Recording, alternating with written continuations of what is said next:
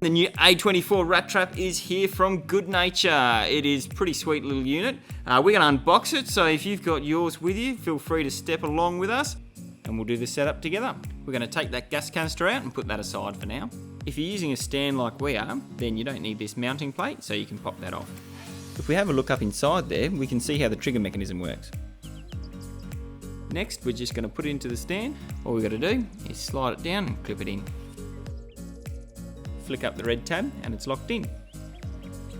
Next, we're going to flip the cap over and push the locking tabs towards the walls of the cap.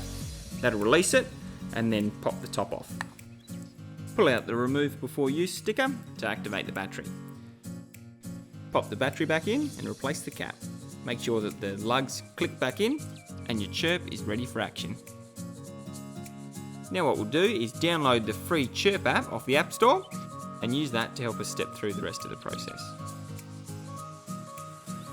Once you've opened the app, scroll down to set up my trap. This is going to take us through step by step all the things we're going to need to do. We've actually done a lot of these already, so we're going to skip to the end and start setting up Chirp. The app is great because it keeps track for us and notifies us every time the trap is set off. To pair the trap with the app, it couldn't be simpler. Just take the cap and give it a shake. You'll know it's paired when you get a high five. Next, we're going to place the bait into the cap, remove the coin off of the top, flip it over and push it down into the cap. We're using chocolate. It actually smells like it too. Yum. Now it might seem a little bit tight, but that's all part of the design.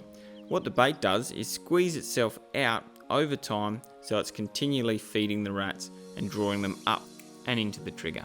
Now you can put the cap back on and click it into place.